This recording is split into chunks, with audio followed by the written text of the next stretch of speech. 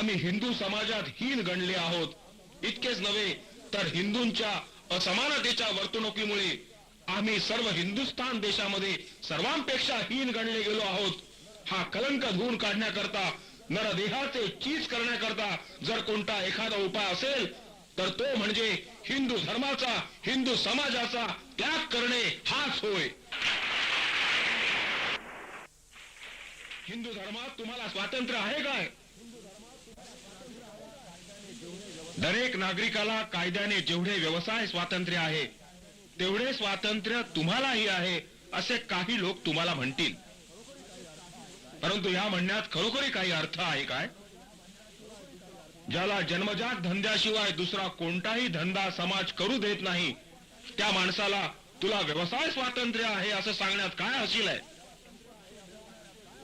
ज्याला संपत्ती मिळवण्याचे कोणत्याही प्रकारचे द्वार खुले नाही त्याला तुझ्या संपत्तीला कोणीही हात लावू शकणार नाही, तुझी संपत्ती उपभोगण्यास तू स्वतंत्र आहेस असं सांगणं म्हणजे त्याची थट्टा करणं होय. अस्पृश्यांनी चांगला पोशाख घालून हिंडावे असा हक्क कायद्याने दिला आहे, पण हिंदू समाज तसे कपडे वापरू देत नाही. तर मग त्या हक्काचा उपयोग काय? ज्या हक्काला समाजाची आडकाठी आहे, हरकत आहे, तो हक्क कायद्यानं जरी दिला असला तरी त्याचा काही उपयोग नाही. अस्पृश्य लोकांना कायदेशीर स्वातंत्र्यापेक्षा सामाजिक स्वातंत्र्याची जास्त जरुरी आहे. सामाजिक स्वातंत्र्य जोपर्यंत तुम्हाला प्राप्त होत नाही तोपर्यंत कायद्याने कितीही स्वातंत्र्य दिले तरी त्याचा काहीही उपयोग होणार नाही. मनुष्य मात्राला जितकी शारीरिक स्वातंत्र्याची आवश्यकता आहे तितकीच मानसिक स्वातंत्र्याचीही आहे. ज्याचे मन स्वतंत्र नाही तो मोकळा असून गुलाम आहे. ज्याचे मन स्वतंत्र नाही तो जिवंत असून मेला आहे. मनाचे स्वातंत्र्य ही जिवंतपणाची साक्ष आहे. जोपर्यंत तुम्ही हिंदू धर्मात आहात तोपर्यंत तुम्हाला विचार स्वातंत्र्य प्राप्त होऊ शकत नाही.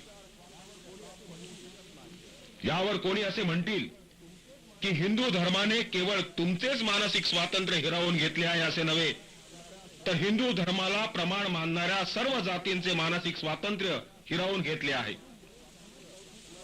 हिंदूंमुळे सर्वच बौद्धिक गुलामगिरीत सापडले आहेत हे खरे, पण या बौद्धिक गुलामगिरीचे दुष्परिणाम सर्वच जातींना सारखे भोगावे लागत नाहीत. स्पृश्य वर्गाच्या ऐहिक सुखावर या बौद्धिक गुलामगिरीचा कोणत्याही प्रकारचा अनिष्ट परिणाम होऊ शकत नाही. हिंदू समाजाच्या व्यवहारात त्यांना वेदांनी आणि महाजनांनी उच्च पद दिलेले आहे. दुसऱ्यावर हुकूमत गाजवण्याकरता त्यांना अधिकार दिलेला आहे. सारा हिंदू धर्म वरिष्ठ वर्गाच्या हिंदूंनी वरिष्ठ वर्गाच्या संवर्धनाकरता रचलेला आहे. ज्याला ते धर्म म्हणतात त्या धर्मात तुम्हाला गुलामाची भूमिका दिलेली आहे. इतकेच नव्हे तर या गुलामगिरीतून तुमची सुटका होऊ नये अशा प्रकारची व्यवस्था त्या धर्मात केलेली आहे. म्हणून हिंदू धर्मातील या गुलामगिरीतून सुटका करून घ्यायची तुम्हाला जितकी जरुरी आहे तितकी उच्चवर्णीयांना नाही.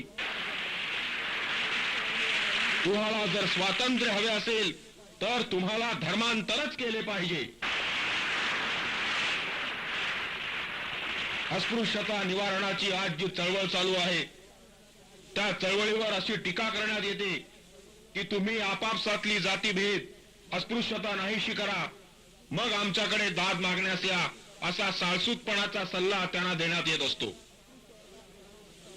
अस्पृश्य वर्गात समाविष्ट असलेले लोक आपसात जातीभेद पाळतात आणि काही अस्पृश्यता पाळतात. या गोष्टीचा इन्कार करता येणं शक्य नाही. तरीही या अपराधाला ते कारणीभूत आहेत असं म्हणणे निखालस खोटे आहे. जातीभेदाचा आणि अस्पृश्यतेचा उगम वरिष्ठ वर्गाच्या हिंदूंच्या हातून झालेला आहे. जातीभेद आणि अस्पृश्यता पाळण्याचा धडा वरिष्ठ वर्गाच्या हिंदूंनी घालून दिला आहे. जातीभेदाच्या आणि अस्पृश्यतेच्या रूढीची जबाबदारी स्पृश्य वर्गावरच पडते. अस्पृश्य वर्गावर ती पडू शकत नाही. अस्पृश्य वर्गाचे लोक जातीभेद आणि अस्पृश्यता पाळताना वरच्या वर्गाच्या लोकांनी घालून दिलेला धडा गिरवित आहेत.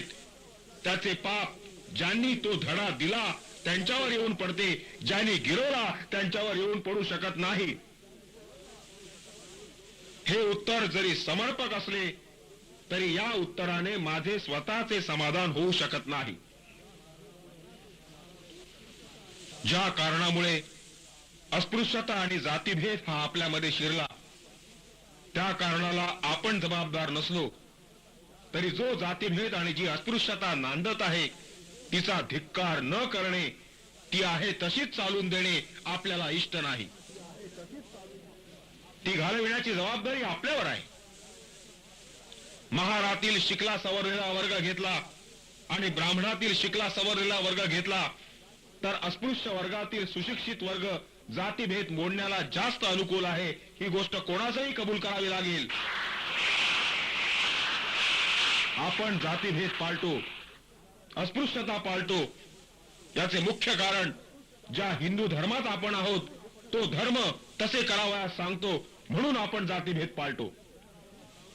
अर्थात ज्या धर्मात माणसाची घाण माणसानं मानली पाहिजे अशी शिकवण देण्यात येते, त्या धर्मात आपण जोपर्यंत आहोत तोपर्यंत जातीभेद नाहीसा होणार नाही.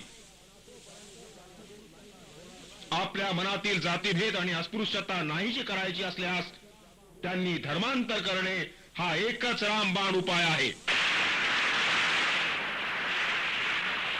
खरे म्हटले असता हिंदूंचा आणि तुमचा सामाजिक संबंध तरी काय आहे? जितके मुसलमान लोक हिंदूंपासून भिन्न आहेत तितकेच तुम्ही हिंदूंपासून भिन्न आहात. ख्रिस्ती समाज हिंदूंपासून जितका भिन्न आहे तितकेच तुम्हीही हिंदूंपासून भिन्न आहात. ख्रिस्ती आणि मुसलमान यांच्याशी जसा हिंदूंचा रोटीबेटी व्यवहार होत नाही तसा तुमच्याशीही होत नाही. तुमचा आणि हिंदूंचा समाज हे आता सुद्धा निरनिराळे दोन वेगवेगळे समाज आहेत. धर्मांतर केल्याने एका समाजाचे दोन तुकडे करण्यात आले असे कोणालाही म्हणता यावायचे नाही आणि कोणालाही तसे वाटावयाचे नाही. धर्मांतराचे महत्व तुम्हाला जरी पटले नसले तरी नामांतराचे महत्व तुम्हा सर्वांना पटले आहे. तुमच्यापैकी कोणालाही तुझी जात काय म्हणून विचारले तर ती चोखामेळा, हरिजन वगैरे सांगतो, पण महार असे सांगत नाही. नामांतर करण्याची जरुरी पडल्याशिवाय कोणीही नामांतर करणार नाही. अशा प्रकारे नामांतर करण्याचे कारण अगदी सोपे आहे. अपरिचित अशा माणसाला अस्पृश्य कोण आणि स्पृश्य कोण हे सांगता येत नाही आणि म्हणून जोपर्यंत जात कळत नाही तोपर्यंत स्पृश्य हिंदूंच्या मनात कोणत्याही प्रकारची दूषित भावना उत्पन्न होत नाही. प्रवासात अपरिचित स्पृश्य आणि अस्पृश्य बंधुभावाने वागत असलेले दिसतात. एकमेकांपासून विडीपान घेतात, परंतु त्याच माणसास ज्याच्याशी आपण व्यवहार करतो त्याची जात कळली आणि तो अस्पृश्य आहे असं समजलं की त्याच्या मनात तिरस्कार उत्पन्न होतो.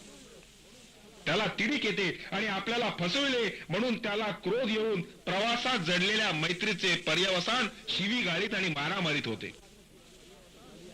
तुम्हाला ही जी जातीवाचक नावे प्राप्त झाली आहेत त्या नावांना इतकी दुर्गंधी लागलेली आहे की त्याचा उच्चार केला असता स्पृश्य लोकांना मळमळून येते.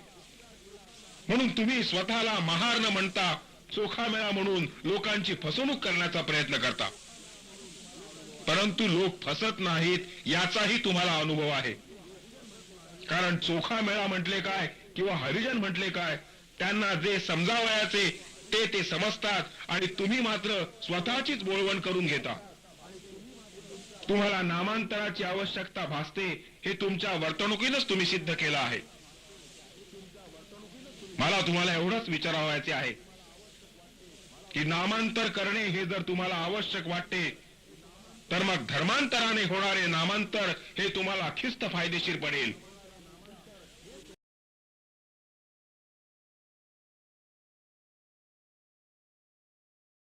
तुमच्या तात्कालिक नामांतरापेक्षा हेच खरे नामांतर आहे. या नामांतराला दुर्गंधी नाही,